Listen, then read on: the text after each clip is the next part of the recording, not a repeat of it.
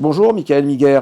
Très heureux de vous recevoir aujourd'hui. Je suis vraiment très heureux également qu'on publie votre livre parce que vous publiez un livre chez VA Édition, donc Valeur Ajoutée Édition, sur Mileis, qui est quand même un phénomène international, enfin, avec sa politique très libérale qui est en train de mettre en place en Argentine et une politique totalement en rupture. Donc je suis vraiment très heureux de publier ce livre parce que c'est une expérience intéressante qui a encore jamais été tentée d'avoir un pays totalement libéral comme il le fait.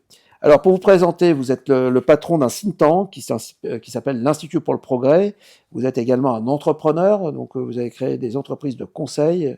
Et puis vous êtes également un auteur, puisque vous avez fait deux livres, un livre sur Pompidou, et puis un livre dont le titre a attiré mon attention, puisqu'il s'appelle Pourquoi les politiques prennent les mauvaises décisions, donc un titre qui est particulièrement d'actualité en ce moment. Alors, je voudrais vous interroger, enfin vous poser quelques questions sur Miliace. La première, parce que j'en ai beaucoup qui me viennent en tête.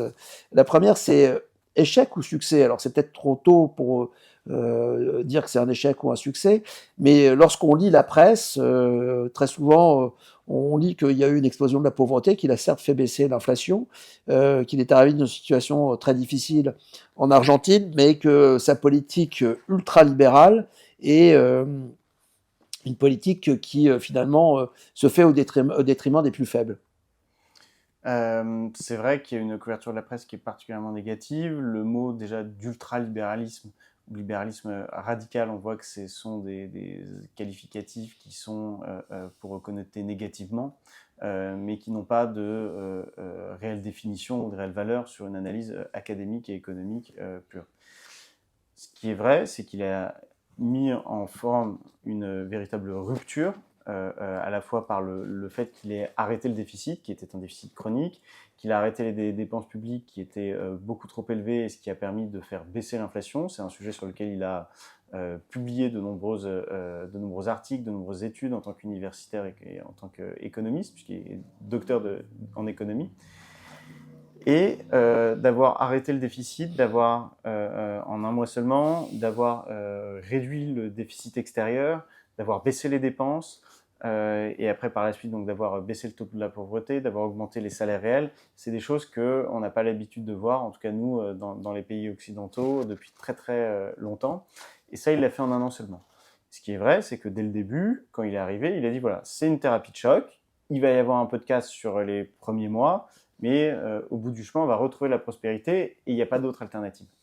On ne va pas continuer à alimenter l'inflation, on ne va pas continuer à alimenter des politiques qui font que les entreprises ne peuvent pas embaucher, qu'il n'y ait pas de croissance, qu'il n'y ait pas de demande, etc. Et là où c'est quelque chose de particulièrement intéressant, c'est que entre le moment où il arrive au pouvoir et au moment où on retrouve une croissance intéressante, c'est-à-dire au-delà de 3%, faut savoir que, pour rappel, quand il arrive, il y a une croissance négative, ça ne dure que 8 mois. Donc ça veut dire qu'en fait les ajustements, 8 mois, c'est pas grand-chose quand on songe que Michel Barnier, Premier ministre, a dû démissionner il y a bientôt 2 ans à cause de problèmes qui étaient des problèmes budgétaires qui n'ont pas été résolus depuis. Donc ça veut dire que si on avait traité ce qui s'était passé à l'époque, on vivrait déjà depuis plus d'un an dans une politique de croissance forte et tout ce qui va avec. Sur la pauvreté, c'est vrai que lorsqu'il a coupé pour 30% des dépenses publiques, il y a eu une pauvreté qui était déjà en croissance et déjà importante, qui a augmenté, mais très rapidement avec les fruits de la croissance, la baisse de l'inflation, la pauvreté a chuté, et puis il y a aussi eu des baisses ciblées, c'est-à-dire qu'il tronçonnait dans la bureaucratie, il tronçonnait dans la caste politique, mais les plus démunis, les plus précaires, ceux qui étaient aussi en situation de handicap, eux bénéficiaient d'aides directes qui étaient versées par les ministères pour qu'ils puissent s'en sortir et qu'il n'y ait pas d'effet trop douloureux à sa politique. Et donc il y a eu une couverture très très négative avant, il faut même se souvenir qu'il y avait eu une centaine d'économistes, dont Thomas Piketty, qui avait expliqué en quoi ça allait être dramatique si Milei était élu pour l'économie argentine. Dans les médias français aussi, on le qualifiait de clown trumpiste, d'extrême droite. On prédisait l'apocalypse sur l'Argentine s'il allait être élu. Et puis finalement, tout ça a été démenti, si bien qu'il y a même eu un mea culpa, ce qui est assez rarissime, de la part des journalistes en se disant finalement, on s'était un petit peu trompé sur Milei puisqu'il a des résultats. Et est-ce que les économistes ont fait un mea culpa également, les Piketty et d'autres ont fait un mea culpa ou pas? En tout cas, ils n'en parlent plus. Donc, on voit qu'ils veulent plus qu'on leur rappelle ce que Milei leur rappelle en disant puisqu'il était même d'ailleurs une forme un petit peu d'ingérence, puisque quand on respecte la démocratie, quand on est un économiste d'un autre pays, on ne fait pas une tribune 2 jours avant le premier tour d'une élection présidentielle pour dire attention, si vous votez pour lui, ça va être dangereux. On peut avoir ses idées pour soi, on peut avoir des idées économiques, mais dans le cadre juste d'une période d'élection, c'était de l'ingérence. Voilà, je pense qu'ils en sont un peu revenus. Vous avez parlé de la France parce que lorsque vous parlez de déficit chronique, d'un déficit du budget, bon, on est bien placé en France pour pouvoir, pour y penser. Quand on a vu la lamentable séquence à l'Assemblée nationale où toutes les démagogies ont pu s'exprimer pour arriver à faire un budget, on peut se poser la question, est-ce que c'est transposable en France? Alors transposable techniquement, est-ce que ça parce que vous avez l'air de dire que ça pourrait créer de la croissance, mais est-ce que politiquement aussi c'est transposable? Est-ce qu'on risquerait pas de se retrouver avec un pays à l'arrêt et une contestation sociale très très forte? Donc ma question globale, c'est est-ce que c'est transposable?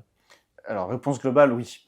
Les idées qu'a suivi Millet ont été créées plus d'un siècle avant lui par les économistes autrichiens. Si on regarde les premiers écrits jusqu'aux derniers écrits, sur plusieurs décennies par l'école autrichienne, et après qui a été enrichi d'autres économistes de divers pays.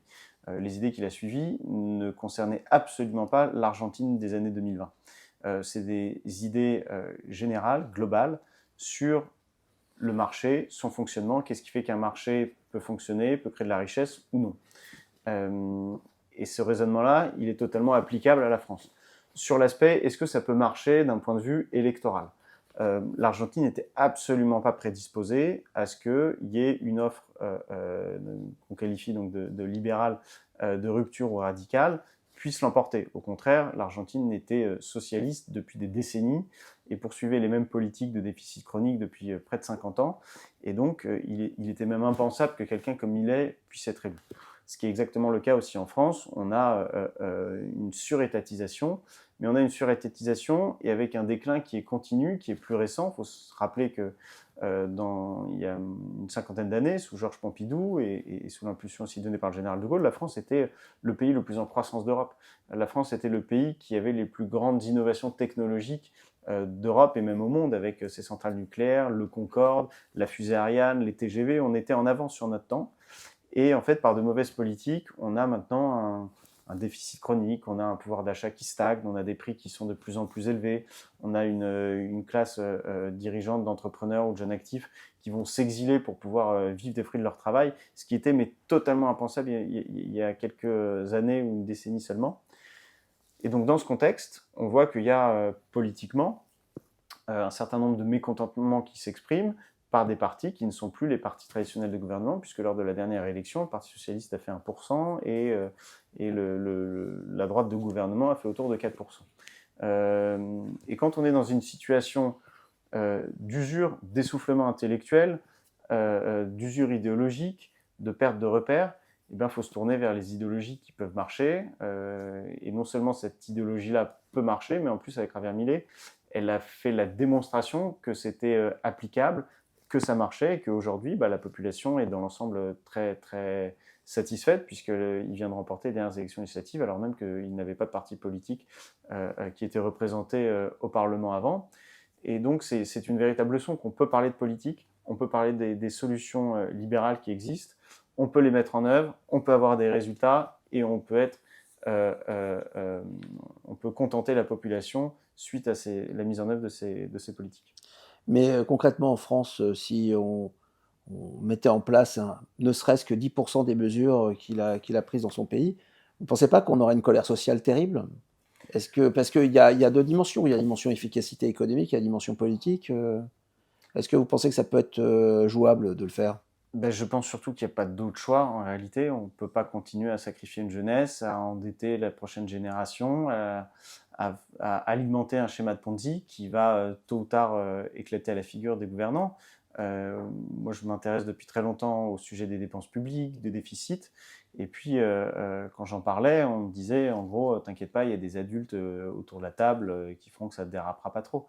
Et puis en fait, on a vu qu'il n'y avait plus d'adultes autour de la table depuis bien longtemps. On a vu que le déficit que tout le monde pensait, alors que c'est même dans la Constitution, hein, que ça doit être aux alentours enfin, ça ne peut pas être à plus de 3%, qui dérape de façon incontrôlée, imprévisible. Il a touché les 6% il y a quelques mois, et qu'il n'y a pas eu de véritable politique d'ajustement qui sont menées, alors même que en France, mener une thérapie de choc produirait des résultats bien plus forts parce que, vu notre niveau de dépenses publiques, ça veut dire qu'on a un niveau de gabegie publique qui est phénoménal. Tout le monde pense que lorsque on baisse des dépenses, ça va tout de suite baisser la qualité des services publics, alors que c'est pas vrai. À partir d'un certain niveau de dépenses, tout va dans la gabegie, dans la bureaucratie, dans ce qu'on appelle des régimes spéciaux qui sont en réalité des privilèges, où il y a des gens qui touchent plus que ce qu'ils n'ont cotisé, ça s'appelle des privilèges, faut arrêter les pudeurs sur ce sujet. Et donc si on enlève tout ça, on peut économiser à peu près la moitié des dépenses publiques, ça veut dire qu'on reverse tout cet argent dans le secteur privé, dans la poche des entrepreneurs qui pourront produire plus, qui pourront embaucher plus, donc ça va faire plus pour les consommateurs qui seront employés, ça peut susciter beaucoup de vocations, nos entreprises et nos industries seront beaucoup plus compétitives, et on peut avoir un boost de croissance phénoménal. Là où il y a une difficulté, c'est d'abord dans la conviction des dirigeants, que cela est possible. Les entrepreneurs ne demandent que ça, toutes celles et tous ceux qui sont indépendants, artisans, agriculteurs, qui payent des URSSAF, qui payent des taxes en tout genre, savent pertinemment que de baisser les taxes va leur permettre de souffler, de pouvoir embaucher plus, et en plus ça va abaisser les prix, ce qui fait que ça va être un gain pour l'ensemble de la population. Si personne au niveau politique ne porte cette parole de rupture, personne parmi les dirigeants mettra en œuvre ces solutions. Et donc tout l'enjeu est de décomplexer les gens sur le fait que ces solutions existent, elles sont positives. Certes, il y aura des syndicats qui vont dire que c'est pas bien, etc. Mais si l'ensemble de la population en bénéficie, à un moment donné, ce sera compliqué. L'un des enseignements aussi de Millet, c'est que ça a duré 8 mois, donc c'est une période assez courte entre la difficulté des réformes choc et de rupture et les fruits de ces réformes, mais également d'avoir tout mené de front plutôt que d'y être allé par petites touches, parce qu'en menant tout de front, on baisse drastiquement les dépenses, mais on baisse aussi les impôts, et donc du coup l'économie peut repartir. Donc modulo une période un peu d'ajustement des entrepreneurs qui peuvent dire tiens, maintenant on est dans un paradigme différent et donc on peut avoir d'autres perspectives, et de refaire appel à des investissements, d'avoir attiré beaucoup d'investissements et donc de capitaux étrangers parce qu'il y avait des politiques qui étaient plus attirantes pour les capitaux.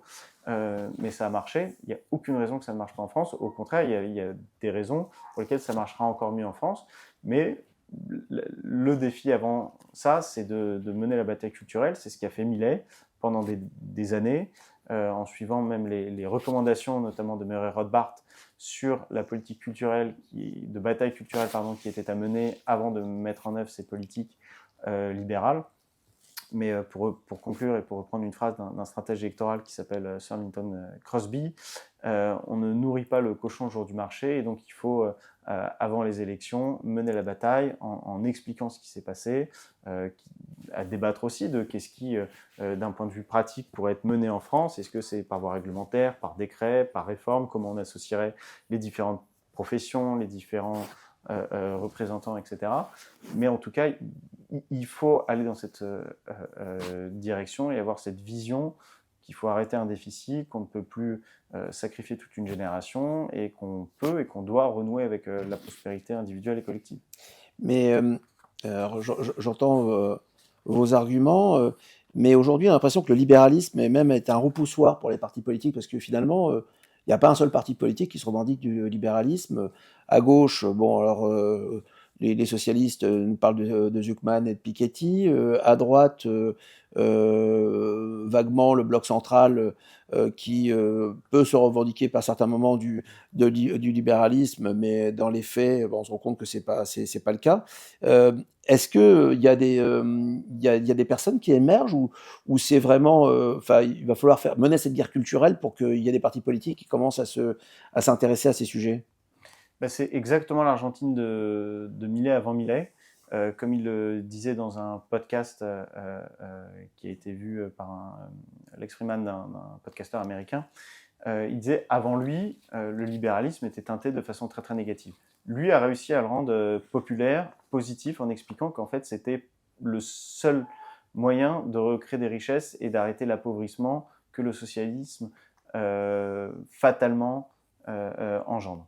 Et donc une fois qu'on explique ça, que c'est pas le libéralisme par rapport à quelque chose qui serait moins radical, qui serait moins sauvage, etc. On parle souvent, même on entend à la télévision, un enfer néolibéral, etc.